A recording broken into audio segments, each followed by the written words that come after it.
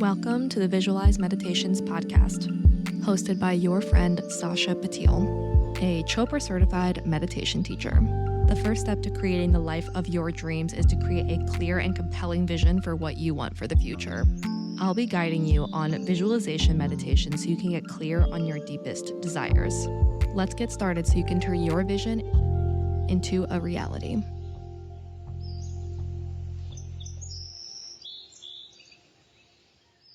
Hello. Welcome back to another episode of the Visualize Meditations podcast. It's your gal pal Sasha. Let me paint the scene for you right now. I am currently in my childhood bedroom in my hometown. I've been here for 6 days, home for the holidays, spending Christmas and New Year's with my inner circle, family and friends after a year of being away. And today is a really special day for me because it's officially marking 1 year since I left my childhood home. For those of you who are not familiar with the story and have not been following along the whole time, I was living in Miami with my now ex-boyfriend, and when we broke up, I packed up all my stuff and left it at my parents and started booking one-way plane tickets and traveling full-time, working full-time, and living out of a carry-on suitcase. Today officially marks 1 year since I left my childhood home. I started my epic journey in Australia on December 27th, 2024. It is now 365 days later, and I'm here sitting in my childhood bedroom thinking about this past year and thinking about everything I've been through, everything I've grown through, how much has changed, how much is still the same. And it's a moment of reflection for me because it's been a big milestone to do what I've done, and it's been an incredible blessing. It's been a dream come true, and it's been everything. It's been everything I expected. It's been nothing I expected. It's been a blessing and a dream come true, but it's also been challenging and hard work, and it's been everything in between. And I'm here to chat about it with you guys and kind of use this as an audio journal to paint the scene for you right now. I'm sitting in my childhood bedroom on my mom's rebounder. It's like a mini trampoline. I used to jump on this thing every day, and I love having rebounders, and it feels like good to be a little elevated off the ground. And there's also a world map in front of me. I sat here a year ago with this map in front of me and with a mic on my face, putting stars all over where I wanted to go. And I made it to some of these places, but not all of them. And there's some I know I'm going to go to in the future. I remember that night, and I remember sitting here and recording, and I just couldn't do it. I started to record, then I was bopping to music, and then I just started sobbing, and I had to stop because I was going through a really, really intense breakup. I ripped myself from my entire life. And I was throwing myself to the outsides of my comfort zone, and I was going through a lot emotionally dealing with all of that. But I wanted to sit here and look at this map and think about where I was last year, but also what I've done this whole year and everywhere I've been, and like the stars that I went to versus the ones that I didn't. And it's been really cool. Let's get into it. First of all, where the hell have I been? Every time I meet people or every time I see friends, they're like, where have you been? Where are you going? I'm going to go through the entire list of everywhere I've been right now. Let's get it going. This is everywhere I've been in the last year. So, starting December 27th, I left my childhood home. I was in Australia for a month. In that time, I went to Sydney, Perth, and around Perth, Cairns, Port Douglas for the Great Barrier Reef, Sydney again, Newcastle, Melbourne, Gold Coast, Sydney again, and then to New Zealand. In New Zealand, I was there for 2 weeks, and I went to Christchurch, to Queenstown, to Auckland. From there, I was in Hawaii for a day for the most epic layover of all time. After Hawaii, I was outside of Salt Lake City. First 4 days were snowboarding, and the second four days were partying at like a music festival thing. I spent 10 days in Tampa with a situationship. After Tampa, I went to Phoenix to hang out with my dad for a conference. After Phoenix, I went to New Orleans to do Mardi Gras with 2 really close friends. After Mardi Gras, I went to Zion National Park for 10 days to turn off all notifications for everything, did not speak to another soul for 10 days. I went from Mardi Gras to Vegas for 1 day, which was kind of the layover to my next destination. I was in Zion National Park for 10 days. After Zion National Park, I was in Miami, and I was in Miami for 10 days for spring break, an Unwell event, music week. From Miami, I went to Rio de Janeiro for 2 weeks in Brazil. After Rio, I was in Coachella, LA for 10 days, and then I went back to Miami, and I was there for the weekend for my birthday. Then I was in New York for 10 days for work. I was in Savannah, Georgia to visit my grandpa, and then I was in Athens, Georgia to visit my dad's side of the family, and my cousin got married. From there, I went to Paris, and I was in Paris for the entire summer. In that time, countries I went to outside of France were London to visit my best friend and to go to Wimbledon, and Montenegro to celebrate a close friend's birthday. But while I was in France, I also traveled around France a lot. I went to Epernay and Rennes, the Champagne region. I went to the south of France in Marseille and Nice. And then I went to a bunch of really small villages. I think I ended up traveling to 12 to 15 different cities in France while I was there. I finished up the Paris leg August 15th. Came back. My sister's one request was that I was home in my hometown for a week, so I came back to Philly, and I was in Philly for a week. And then I went to Reno, and then I went to Burning Man. After Burning Man, I was back in Reno and spent for like one night, and then spent about a week in Lake Tahoe. From Lake Tahoe, I drove to San Francisco. I went to go visit my girlfriend from college. From there, I went to Denver to visit another close girlfriend. And from Denver, I did the Asia leg of the trip. So I left for Asia September 15th. And in that time, I started in Thailand, did Thailand for 2 weeks. I was in Bangkok, Chiang Mai, and Phuket, and then back to Bangkok for a night. From there, I was in Japan. I did Japan for a month. I was in Tokyo, Kyoto, Osaka, and then did day trips to Nara, Kobe, and then Tokyo on the way back. I went to Disneyland Tokyo on my last day. From Japan, I flew to Singapore. I was in Singapore for 3 days with my best friend who flew in to meet me. From there, I flew to Vietnam. First, I was in the south of Vietnam for about a week in Ho Chi Minh City. And then I went up north to re-meet my best friend for about a week to Hanoi. From there, I went to Laos. I went to Luang Prabang. And then I also went to Vang Vieng in Laos. From there, I went to Cambodia. In Cambodia, I went to Phnom Penh and Siem Reap. And from there, I finished that leg of the journey November 28th. So I was there for about 2.5 months in Asia, flew from Cambodia back to the States, flew to Miami. I was in Miami for about half a week, and then I went up to Fort Lauderdale for a day, West Palm Beach for a week for a Tony Robbins event. From there, I flew to Savannah, Hilton Head, spent the weekend with my mom's side of the family.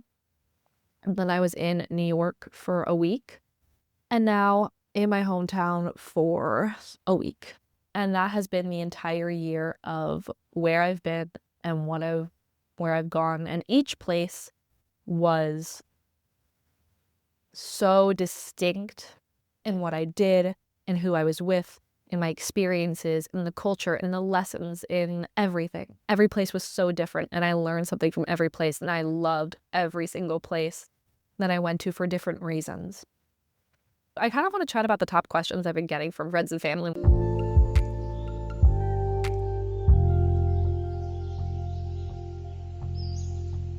Whenever I talk about what I'm doing, whenever I talk to a stranger and they're like, "Where are you from?" And I'm like, well, grew up outside of Philly, lived in New York, lived in Miami, and now I live nowhere. I live out of my carry-on suitcase.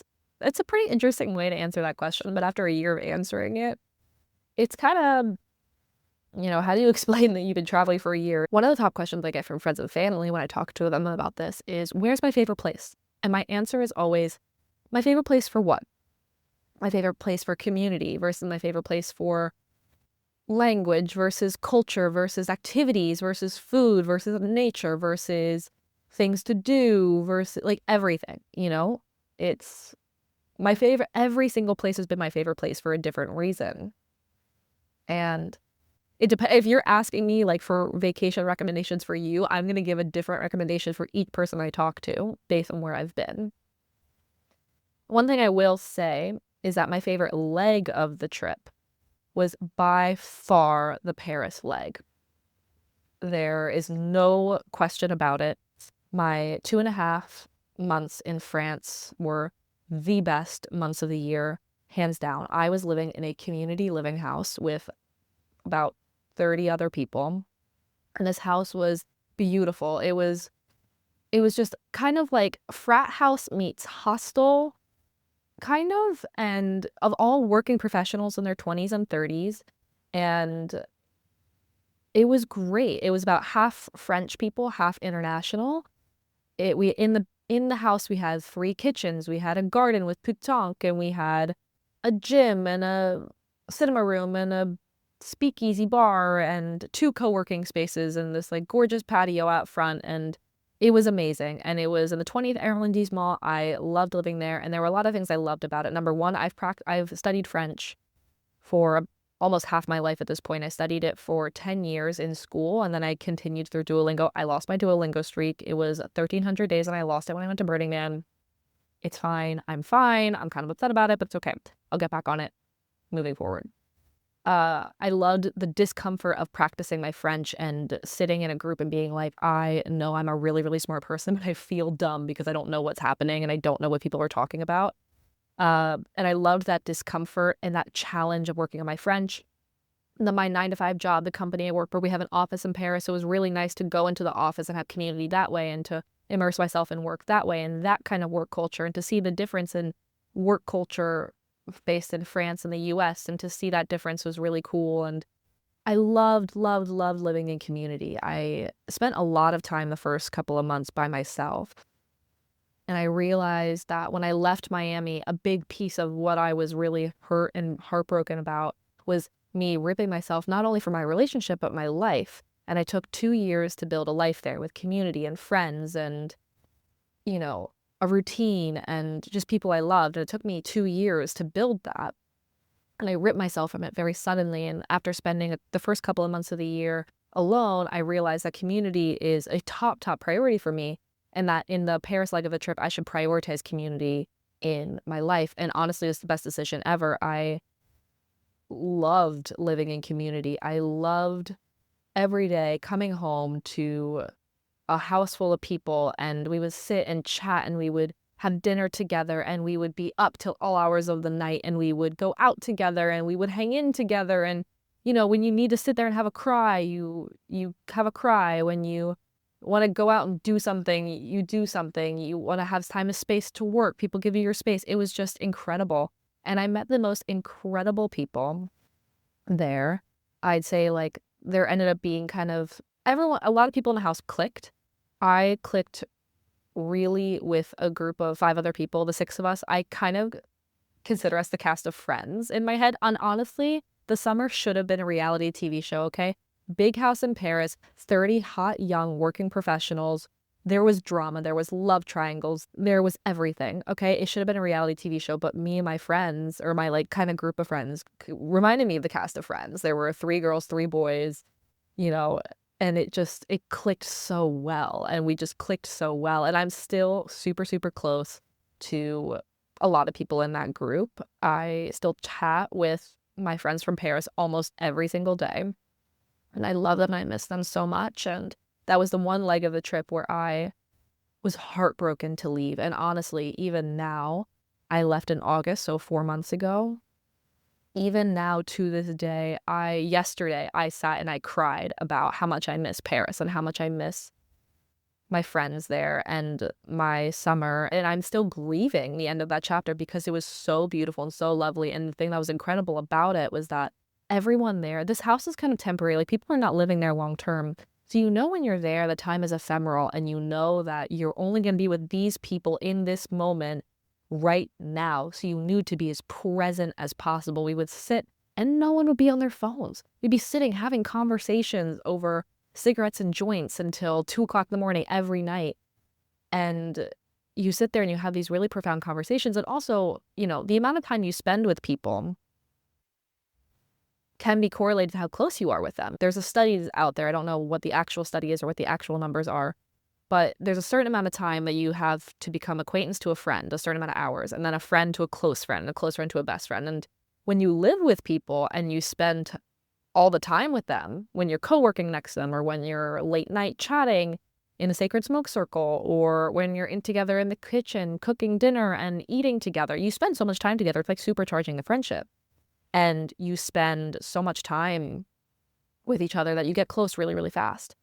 And I loved it, and I had the best time, and I missed them so much. And I just knew in that moment that time was so ephemeral and time is so temporary, to just be as present as possible and to enjoy it as much as possible. And I think I've taken that lesson with me throughout, even when I'm here now in my childhood home, right? I'm doing these Christmas traditions that I've done every year since I was a kid.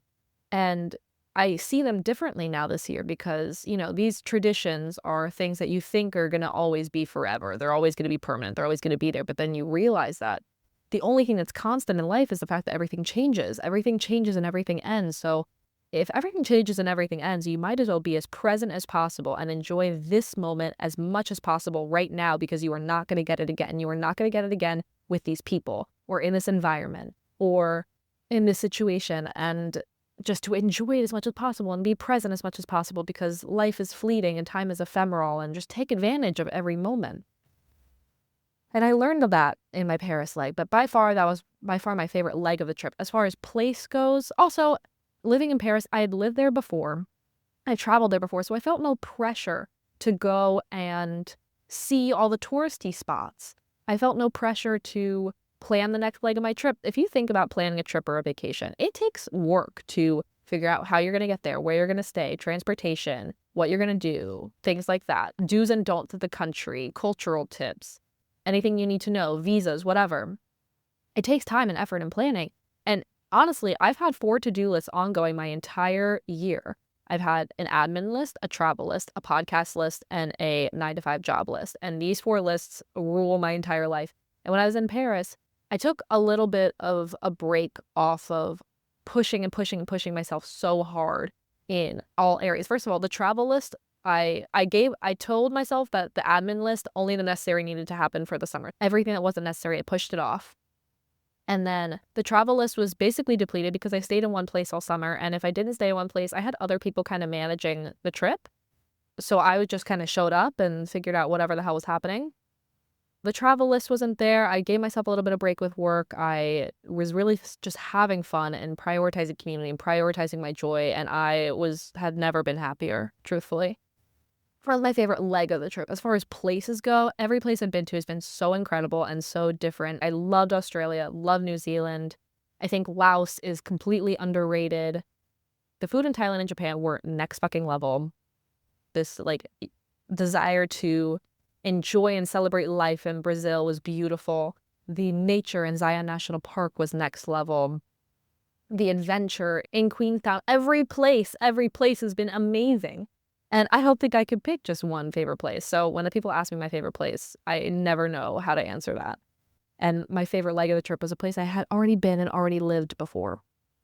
So another question I get from family and friends all the time is, how the hell are you paying for all of this? And my turnaround question is, number 1, what do you spend your money on? An apartment? Somewhere to live? Don't have that. Kids? Don't have them. A pet? Don't have it. Car? Don't have it. I don't have the things that most people spend their money on. I don't have somewhere to live. I wasn't having to pay rent anymore.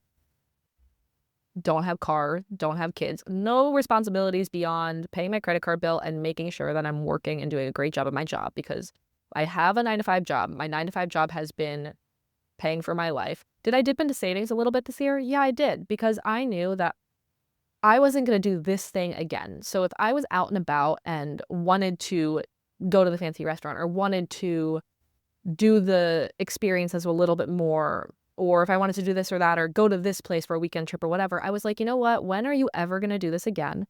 Just do the thing. Just do the thing. It costs less to do it now while you're here than to come back and spend thousands of dollars on a flight to do it later. So that's kind of how I pay for it. It's like my 9 to 5 job pays for my life. And normally that would be paying for my rent and my food and my car and whatever, but I don't have any of that. So it was paying for my flights.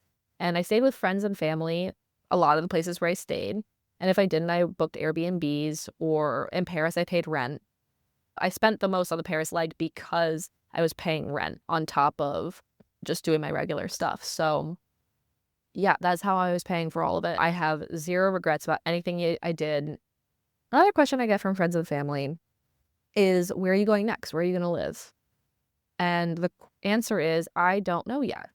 I still want to bop around. I still want to travel. There are 5 cities I feel really called to, that I love and would consider living in. And those cities are San Diego, LA, New York, Miami, and Paris. And I have lived in New York, Miami, and Paris before. I've never lived in California. I've visited many times, but I've never lived there. So I plan on spending some time next year in those 5 cities, kind of extended time. But I am open to the plan changing. I am very open to showing up to one of these places being like, I fucking love it here. I don't want to leave. I want to stay forever, and staying.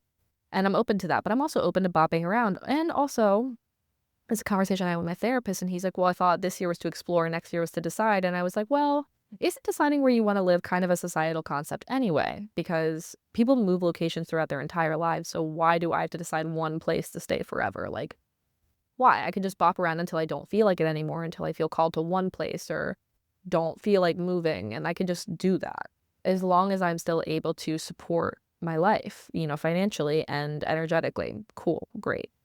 So I don't know where I'm going to go next.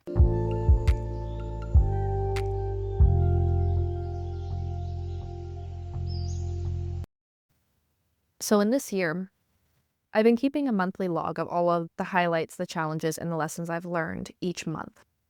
If you want to watch this with like photos and videos of actually what I did, you can go on my personal Instagram at Sasha Bezos, Sashabazis, and watch all of it. I have a highlight for each month, so you can see where I've been, the lessons, the challenges, the highlights, and then the videos that correlate with it every day pretty much after that. At first, I was recording this and just going through all of them, but then I realized that a lot of them kind of clump together and can be a little bit repetitive. And they kind of just all fit under these umbrellas. And it's interesting to see the themes now that I put them all together and to reorganize them. So I just want to chat through 40 of the lessons that I've learned this year after traveling full-time, booking one-way plane tickets around the world by myself as a digital nomad.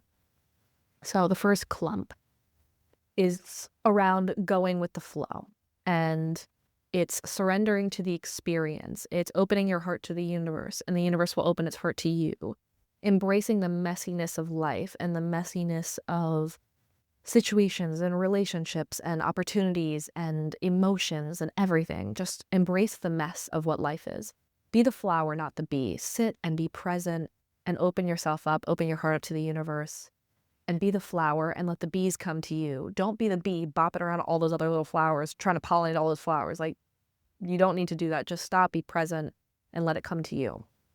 Flow, don't force. This flow, don't force was the only lesson that I wrote down twice accidentally. I didn't realize that I repeated that one, but it was clearly very important. And a lot of lessons around like going with the flow and acceptance and surrendering to the universe and surrendering to the experience and just being present and allowing what's going to come to you to come to you. The next kind of section are around relationships. So you can learn something from everyone. And it's important to nurture the relationship you have with yourself, because it is the only relationship that will be constant through your entire life. So therefore, it is the most important one. And also nurture the relationships that nurture you. So if a relationship is not mutual, not uplifting, if it is not nurturing you, don't nurture that relationship. You are your own top priority. That kind of goes with the one before.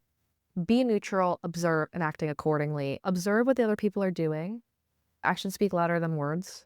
So watch their actions, observe, and then act accordingly. If someone is treating you a certain way, don't keep chasing. Don't keep trying to be this person's friend or trying to be in this relationship with someone. If it's not working, it's not working. Watch their actions and observe and act accordingly. So the next section are kind of around emotions and processing through. So be gentle and kind with yourself. You know, life is messy. Everything's messy. It can be complicated. You're going through a lot, and be gentle and kind with yourself. This is the first time you're doing this. This is your first time you're experiencing these types of things and these types of growth and challenges, whatever. Be gentle and kind with yourself and give yourself grace to go through it without deconstructive self-criticism. This one is like a beautiful quote from a friend from Paris. What if we are all just stars? What if in this life we're all just stars from outer space that come down to this planet, and the sole purpose of coming to this planet is to experience the full spectrum of human life and human emotions and human experiences? So the pain, the growth, the laughter, the sorrow, the joy, the ecstasy, the despair. What if we're here to experience the whole spectrum of experiences and emotions? And we're just from outer space here, and that's the whole point, you know? What a beautiful way to look at life. Pain equals growth, so breakdown before breakthrough. You grow through what you go through. Pain equals growth, so, you know, the amount of emotional pain you might be going through is also correlated to the amount of emotional growth that can come out on the other side, if you allow it to be that. Be present with all emotions. So your pain is teaching you something, your grief is teaching you something, and it is something to be present with, and it's something to fully embrace. Because if you don't embrace it, it ends up coming later. If you suppress it, it will persist. This is an interesting one. Your anxiety about the situation is not actually about the situation. So I wouldn't even call it just anxiety, but your feelings about the situation is not necessarily about the situation itself. It's about your projection about what's happening around the situation, or the situation triggering you in some way. So we experience the life that we perceive, and we experience the life that we focus on. And let's just say a situation is bringing up these feelings of anxiety within me. My feelings of anxiety around the situation is not necessarily about what's happening. It's about whatever thing from the situation, like what that's bringing up for me internally. So a lot of times it takes time to like zoom out, be like, actually, that's not what's happening here. That's not what's going on. This is just me feeling triggered, or this is just bringing up anxiety from the past, or this is just doing this or doing that. It's not actually about the thing. This is a huge, huge one. Grief is love with nowhere to go. This was a huge lesson for me this year. I spent a lot of time in grief. I'd still spend time in grief. I read the book Soul Broken, Ambiguous Grief this year, and it was one of my favorite books. And I suggested to a lot of friends. Grief is just love with nowhere to go. It's love that's stuck in the body and has no outlet. And it's just, that's what that sadness is. And I've learned to accept my grief and to love my grief, because in the end, I have something to grieve because I had something to love. And my grief is correlated with how much I loved the thing. And so how beautiful of an opportunity is it for me to grieve something because I had something so gorgeous to love. And I had this beautiful human experience as if I'm a star coming down, being able to experience this relationship or this community or this place or whatever, and had the beautiful experience of getting to enjoy that. And now that it's gone, there's grief there, but that's just because the thing was so good and because there's no outlet for it anymore.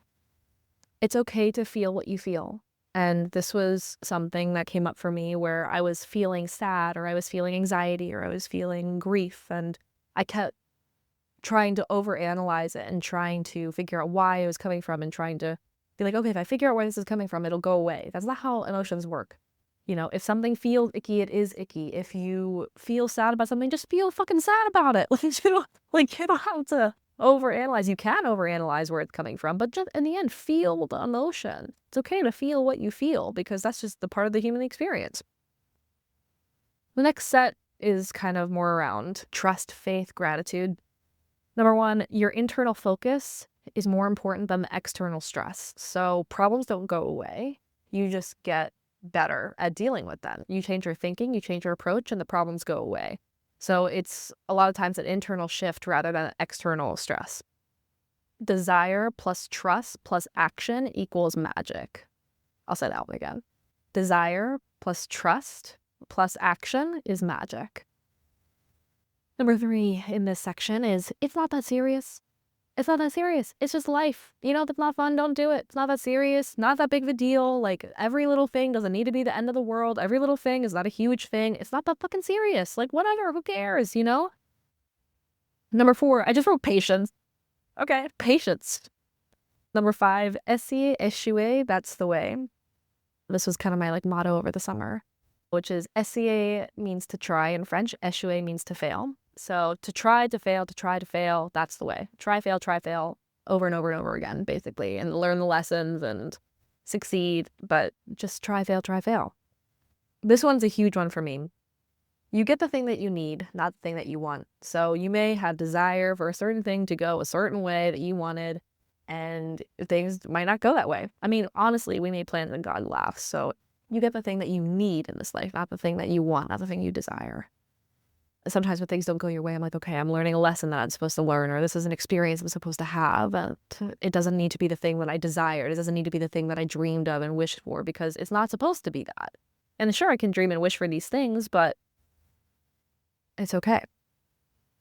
Gratitude over expectations every time. And this is like a Tony quote, but in general, when you trade your expectations for appreciation, your whole life changes. How can we trade our expectations for gratitude? How can we appreciate this moment even more? How can we appreciate this moment of the journey even more and release expectations about how we wanted it to be? Because in the end, it is kind of the same, where you get the thing that you need, not the thing that you wanted necessarily. These are just like really random ones. Chaque jour, c'est un cours de français. So every day is a French lesson, which was, relevant in my Paris leg of the trip. I'm resourceful as fuck. I learned this when my phone and wallet got stolen. And in that, I learned that everything is figure outable, You're stuck in the middle of nowhere in Cambodia with no gas, no phone battery, no cell reception. Everything's figure outable. You'll figure it out. Get your phone and wallet stolen before you leave for Asia. It's fine. Everything's figure outable. Every single thing is figure outable. So not that serious. Don't stress. It's not worth wrecking your inner peace. Home is where the heart is. I know that's so cliche, but when people are like, oh, where do you live? I'm like, out of my carry-on suitcase. They're like, where's home? I don't have a home. Well, that's not true. Home is my body. Home is my body where I feel happy and healthy. Home can be my carry-on suitcase. Home can be anywhere where I feel surrounded and held and supported and loved by loved ones, or anywhere I love, support, and care for my loved ones. Home can be a fucking grilled cheese. Home can be an episode of your favorite TV show, or an evening alone curled up, or home can just be where you are here right now. And then here's the last set of them. And I don't know, more life lessons. I don't know how I would group these, okay? But, they're kind of clumped together. You can control your actions and your reactions, and that's it. This one was huge for me. I can't control the actions of others. I can't control the outcome. I can't control what's supposed to happen or dynamics. I can't control any of that. The only thing I can control are my action and my reactions. So what I'm going to do and how I'm going to react to things. And that's it. And everything else is beyond my control, and everything else is just up to fate, to surrender to the experience, to acceptance, whatever. This also goes into other ones. The thing doesn't have to be anything other than what it is. You might have desire for a thing to go a certain way, if that's like an opportunity or a situation or a relationship or a place or an opportunity or whatever, anything in life. It doesn't have to be anything other than what it is in this moment right now, even though you might want it to be different.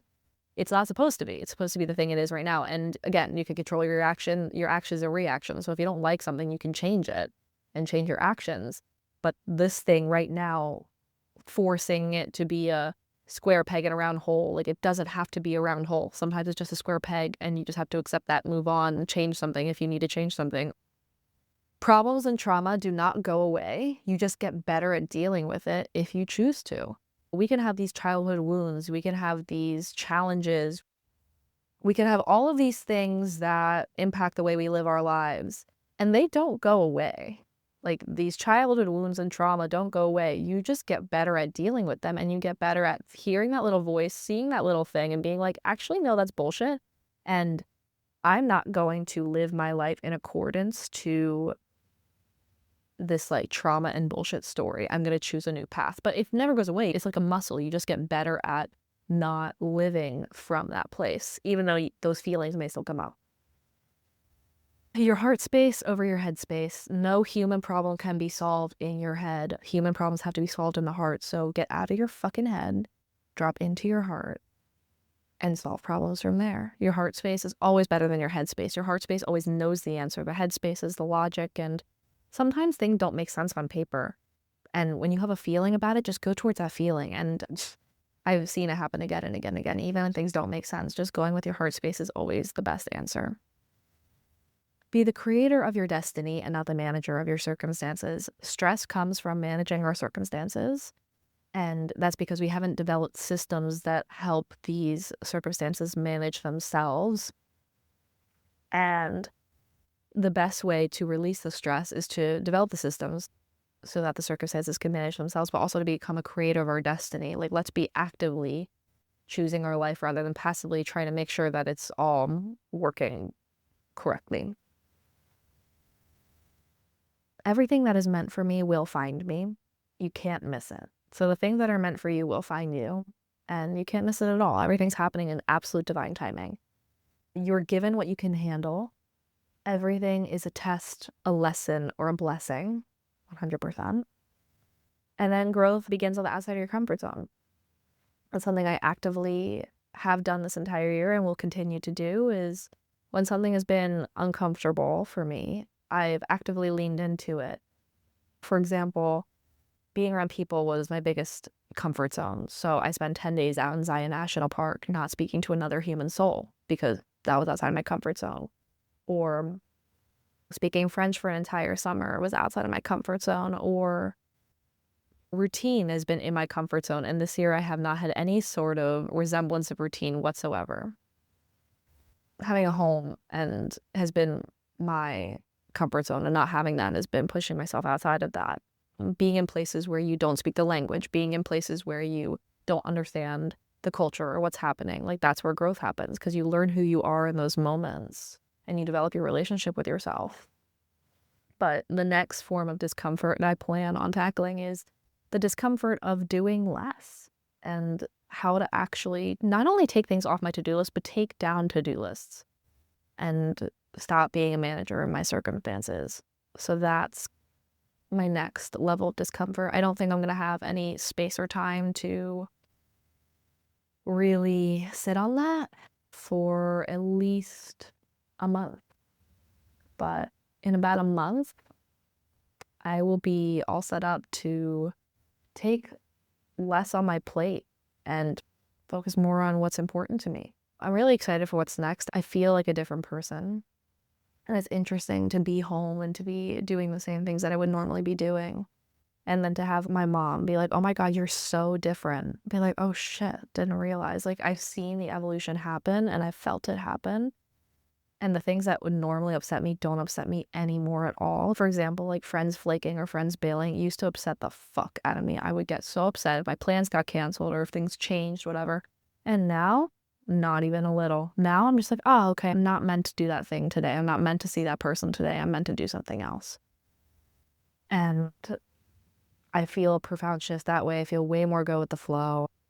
I don't feel as stressed. Like, yeah, my lists are super long and it's been really, really difficult. And I do feel overwhelmed. I did wake up from stress a couple times last night. But in general, the amount that I'm handling right now, if you were to talk to me last year and dealing with this, I mean, I was having fucking mental breakdowns. I was crying.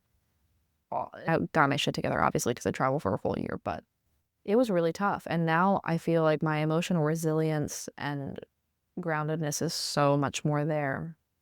And I've learned a lot through the experiences. And it's interesting that I think it's interesting that I spent the whole year traveling and learning through the experience of life, and then going to a Tony Robbins event and like having him talk about all these things and to think and to understand, oh wow, I just put a lot of these things to actual practice and actual test when I was out and about in the real world. So I'm honestly really, really, really excited for next year. I'm really excited about what's coming next. I'm feeling revitalized, and I need some time to rest. I need some time to chill out for a second because I've been go, go, go, and I feel like I haven't had 2 seconds to my fucking self to rest, to relax, to unwind a little bit, to reflect. So I want to take some time for myself to do that. And I'm really, really excited for next year and what's coming, and having this newfound clarity about what's important to me and what I want to do and who I am and all of it. All of it. Thank you guys so much for being with me this whole year. It's been a celebration of life. It's been a celebration of everything.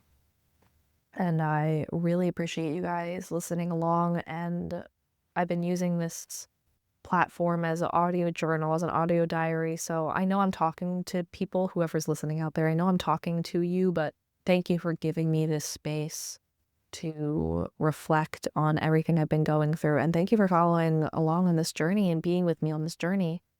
If you guys have any questions about any of the experiences, or if you want to hear specific stories, because man, there are so many stories. There are so many stories about what's happened this year.